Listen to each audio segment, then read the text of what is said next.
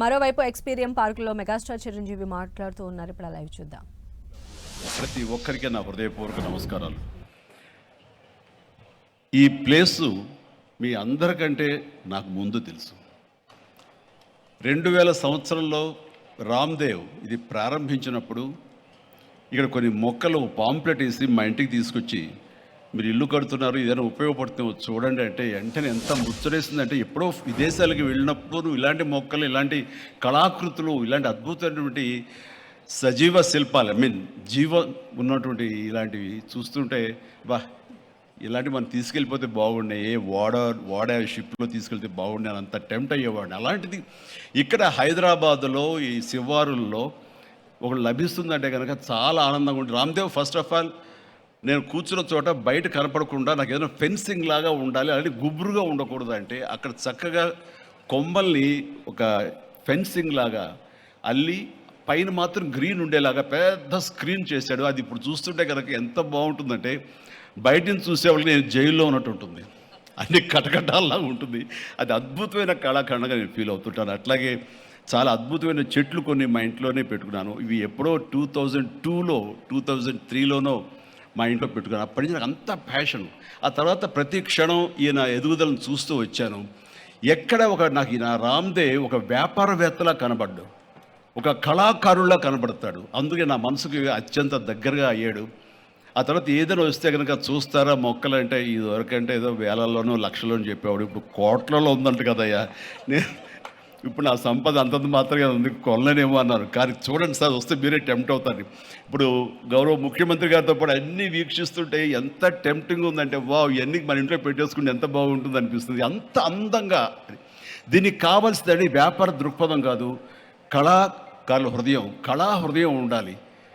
నా మటుకు నేను అతని ఒక కళాకారుడుగాను, ఒక ఆర్టిస్ట్గా చూస్తాను. నేను అంత తపన లేకపోతే, అంత ఇష్టం లేకపోతే సుదీర్ఘకాలం 24-25 ఇయర్స్ పాటు దీని మీద ఎక్స్పెరిమెంట్ చేస్తూ, ఎన్నో చోట్ల రీసెర్చ్ చేస్తూ, ఎక్కడెక్కడ ఏమేమి మొక్కలు దొరుకుతాయి, ఎక్కడెక్కడ ఈ శిలాకృతులు దొరుకుతాయి, ఆ శిలలు ఇక్కడ ఎలా తీసుకురావాలి అని దాని మీద అది దుర్భేద్యం అనుకోకుండా ఇది సాధ్యమే, ఇది మన ప్రాంతం వాళ్ళకి, మన హైదరాబాదుకి, మన స్టేట్కి అందం తీసుకొచ్చేది, మన దేశంలోనే గొప్పగా చెప్పినటువంటి గొప్ప పార్క్ అవుతుందని ఆయన మనసులో మెదిలిన ఆలోచన, ఆయన పడ్డ కష్టం, తీసుకున్న శ్రమ ఈ రోజున ఇక్కడ అద్భుతమైన కళాఖండంగా ఇన్ని ఎకరాల్లో చోటు చేసుకుందంటే కనుక నా భూతో నా భవిష్యత్తు.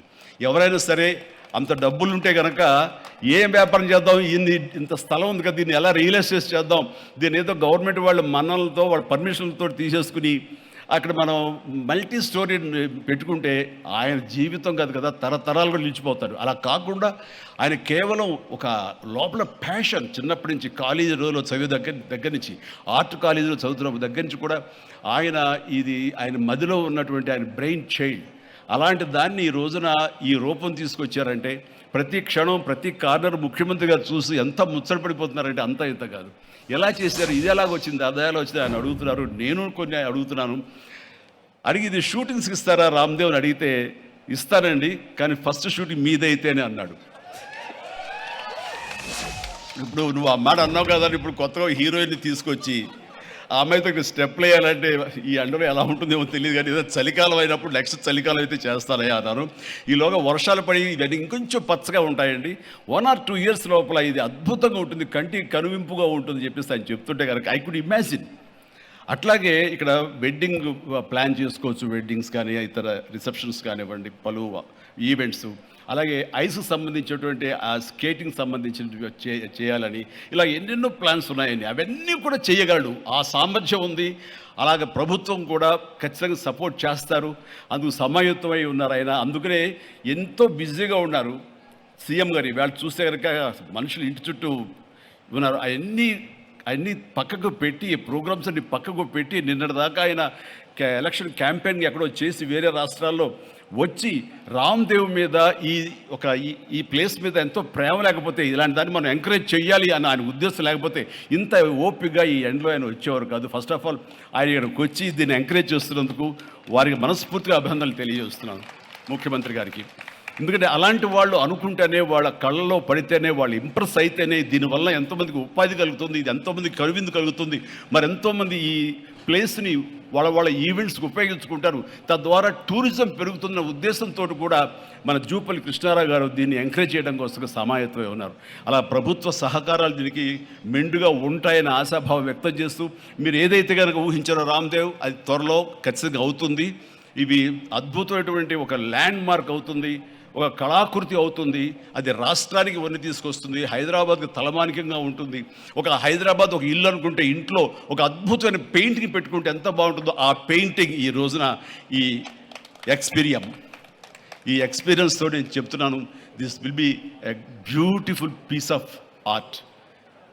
అందుకని మరొకసారి వారికి నా హృదయపూర్వక ధన్యవాదాలు, అభినందనలు తెలియజేస్తూ ఈ అవకాశం వచ్చినందుకు అండ్ సీఎం గారితో నేను ఈరోజు ఈ ప్రోగ్రాంలో పాల్గొన్నందుకు నా సంతోషాన్ని తెలియజేస్తూ all the very best, God bless.